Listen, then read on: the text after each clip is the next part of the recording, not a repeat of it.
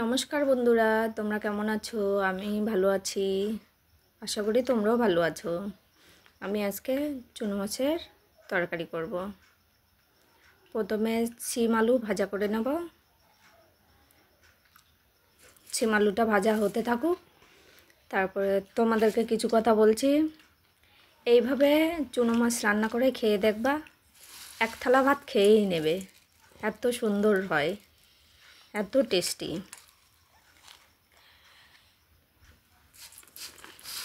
আর তোমরা এইভাবে খেয়েছো কি না কমেন্ট করে অবশ্যই জানাবে, ঠিক আছে?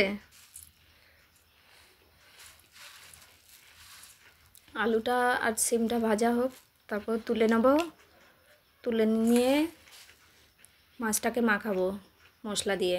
যে পেঁয়াজ দিয়ে দিলাম, টমেটো, ধনেপাতা,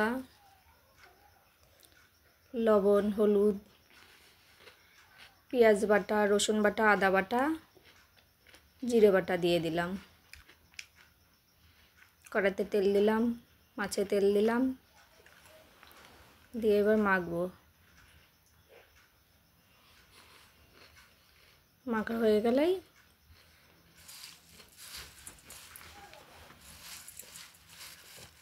ফোড়নে শুকনো লঙ্কা দেব। শুকনো লঙ্কা দিলাম, জিরে দিলাম, এবার মাছটা দিয়ে দেব। মাছটা একটু কষাবো।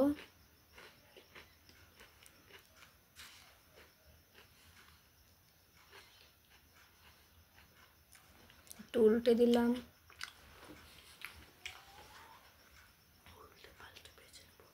উল্টে পাল্টে ভেজে নেব। মানে লাস্টে টমেটোটা দেব। ছিমটা দিয়ে ছিম আলুটা দিয়ে তারপরে টমেটোটা দেব। কি সুন্দর কালার এসেছে, দেখেই লোভ লাগছে। তোমরা খেয়ে দেখবে একবার, খেয়ে আমাকে কমেন্ট করে জানাবে।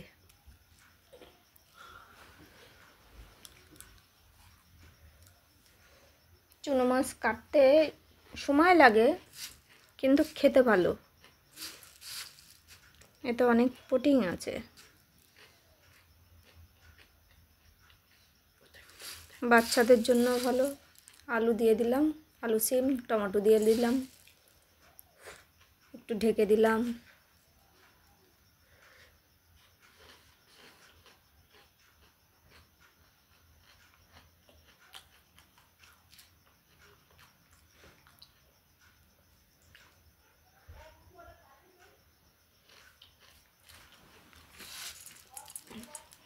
এবার ঢাকনাটা তুলে নিলাম, তুলে একটু নাড়াচাড়া দেবো।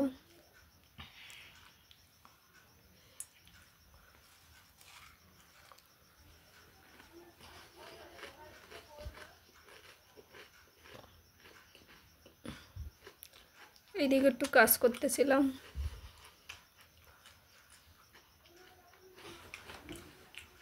এবার ঝোল দিয়ে দেবো।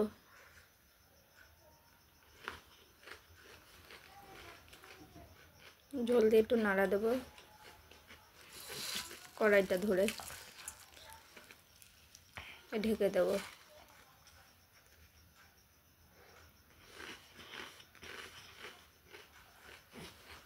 এই 5 মিনিটের মতো ঢাকনাটা রেখে দেবো। তারপর 5 মিনিট পরেই ঢাকনা উল্টাই দেখব।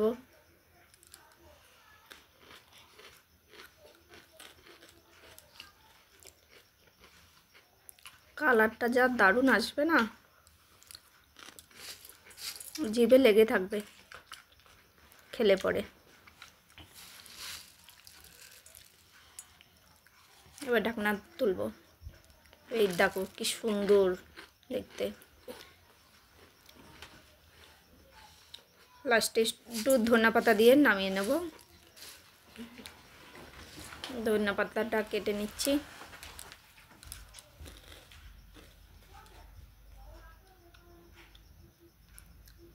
কি সুন্দর লাগছে দেখতে। দেখে তো আমার জিভে জল এসে যাচ্ছে।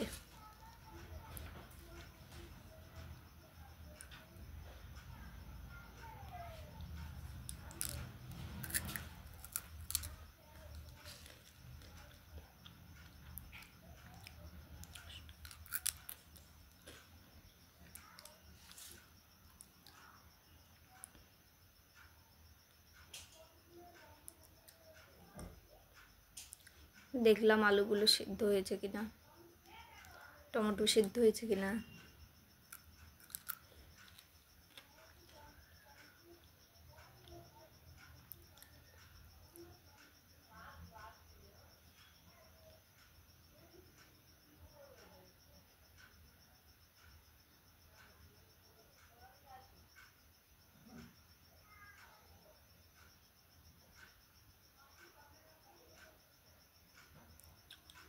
আমাদের এইসব রান্নাগুলো খুব ভালো খায় আমাদের ফ্যামিলিতে। এই যে ধনেপাতা দিয়ে দিলাম, ধনেপাতা দিয়ে একটু নাড়া দিলাম, নেড়ে নামিয়ে নেব। এই যে হয়ে গেছে আমার চুনো মাছের চচ্চড়ি।